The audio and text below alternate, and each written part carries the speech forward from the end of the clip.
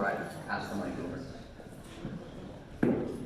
Luis, I have one question. I think that it reflects perhaps a preoccupation of many Canadians across the country. It was even in the Globe and Mail a few days ago. We would like to know if you could help us understand so we can defend it and expand this information. What is the situation of the Venezuelan embassy in Ottawa at this time with regard to the Canadian government?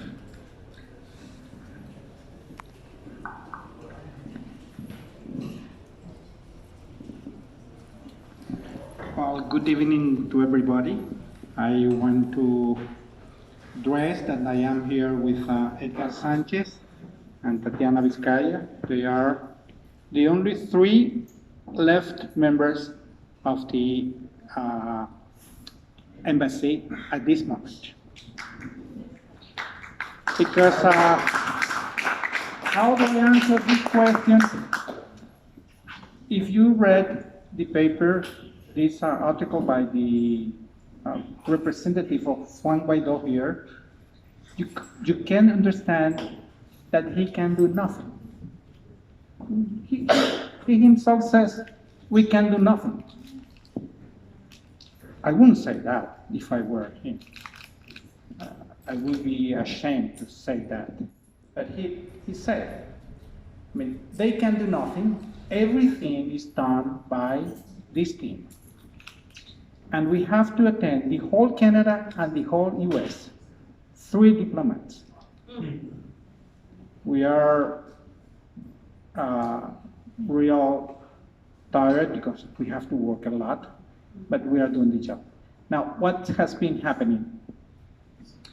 We are diplomats that Canada, recognize.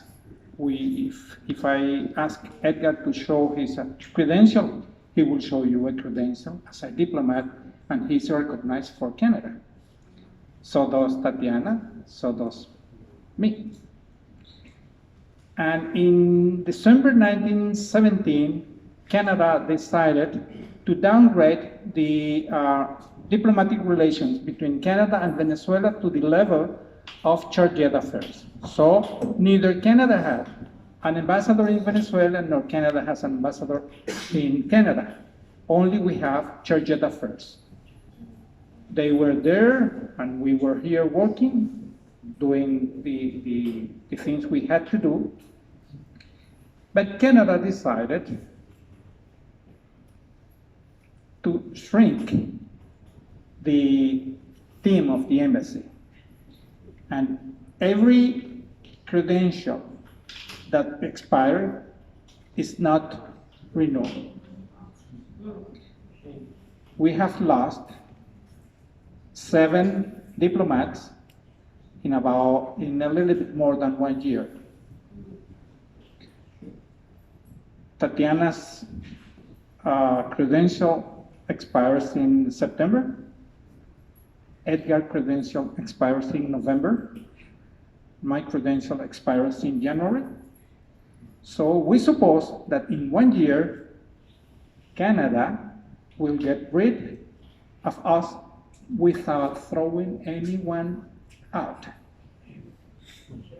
Because one thing is that tell to someone, you go out and throw him, and one thing is, that's my right. I won't extend your credential. The only one who are solving the problem of Venezuelans in Canada, and I will say in the US too, are we. If a child is born here, the one who solves is us. If someone dies, we're the one who solves is us. If a Venezuelan have a child that is Canadian that has to go to Venezuela and needs a visa, the one who can solve is us. So, if we leave and no one can do the job, because those fellows can't do the job, the problem will be the problem of Canada, not of Venezuela. The Venezuelans are here. Their problems are here. So we don't know at this moment if that politic of Canada of shrinking the embassy to the end of, getting rid of everybody, is going to be continued. Because we ask for the accreditation of new diplomats, and of course, as you can imagine, that was not possible. Not even possible to get a visa for our deputy minister to come to visit Canada. Nobody bothers us. If you ask me, is Canada hostile with you? Well, it depends how you evaluate to being hostile. For some people, being hostile is bothering them.